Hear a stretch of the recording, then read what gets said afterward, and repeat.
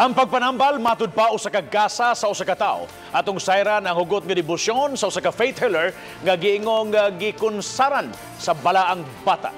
Pinaagi sa RTV Presents ni Chona Carion. 13 anyos pa lang si Kokoy Waskin, nanambal na siya og masakiton. Kini matud pa, gikunsaran siya sa balaang bata nga si Senyor Santo Niño. Lumad siya nga taga-Lunas lungsod sa Asturias. Nagsugod ang tanan, human giingong nasakit og tipo si Kokoy ug giampo sa iyang inahan ngadto sa Santo Niño nga maayo unta siya. So at the time nga nagkasakit ko, ipakita ko sa ka babae ni agi sa bintana. Pero si mama ni subay na ko regarding ana og nagdaog bata ni kuman ay babae sa bintana nagdag bata ni siya nga hamon na ko naa sa gawas siya nga wala mandong. Moto nga pag ko na tulong ma'am ni saad sa Ginoo ni mama nga kumayo ko kanang idibuto ko ni Santo Niño. So ana siya nga pila ka kilo ni bata mao say kandila nga akong idagkot sa Santo Niño. So moto naayo ko anang mapanahon na ma'am idala ko ni sa Santo Niño ug diha nagsugod gyud nga murag nakig-amigo ng Santo Niño sa kuha murag siya kanang magpadamgo siya nako magpakita siya nako.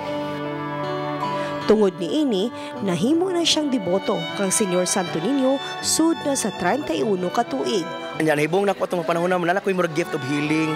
Unya moapil ko kanang Life of the Spirit seminar bitaw. Life in the Spirit seminar kanang nako gift of tongue. Ugwa niya gilimod nga nakasinati usab siya og mga pagsuway apan wa kini makatarog sa iyang debosyon sa balaang bata.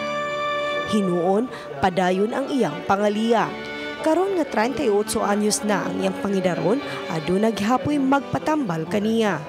Daghan kaayong mabutang sa akong kinabuhi ma'am nga bati kaayo nga na-survive ko pinagi sa iyang sa akong pagampo ning Santo Niño. Muna kaingon ko nga ang Santo Niño is buhi siya.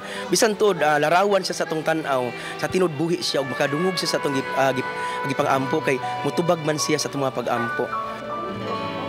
Si Vernel Bahaw, 38 anyos, taga-barangay Magikay, usa sa gitambalan ni Kokoy. Mato ni Vernel, nga niadtong 2017, nasakit siya, bisan pa man nga nagpa-doktor na siya, wag gihapon kini kaayuhan. Kang Kokoy na siya nagpatambal, uban ang pangamuyo kang Santo Niño, nga mao'y nakaayos sa iyang balatian. Nagpa-laboratory na lang ko, may mga result. Nga, na naman to'y panahon nga 1 week na jugong gilan na amo to ana siya ampo lang ni Santo Niño mo mayang gikuan o gihiling ko niya. Sa pagkakaroon, si Kokoy nagtrabaho isip office aide sa buhatan sa Traffic Enforcement Agency of Mandawi, Kuntim. Gani siya ang mangulo sa nobinaryo sa Santo Niño gumikan kay magsaulog sa kapistahan sa Santo Niño ang team karong adlaw. Ikaduha na kining tuig sa team nga magsaulog sa kapistahan ni Senyor Santo Niño. Din mismo ang head ni ini, usa ka deboto sa balaang bata. Sa panahon pa nga nag-eskwela pa kog high school, akong papa active na kay siya na during the translasyon naagid sila no mo serve good. So mo na nga ako nadana lang pud hantod na practice na lang pud ako nga kada ari gid sa Santo Niño mo serbisyo.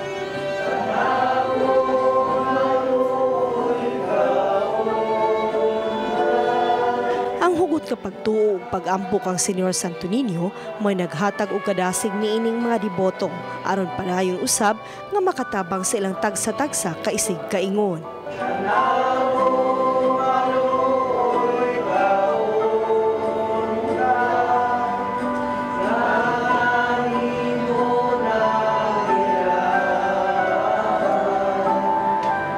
Ako si Chona Carion o kini ang akong short dokyo.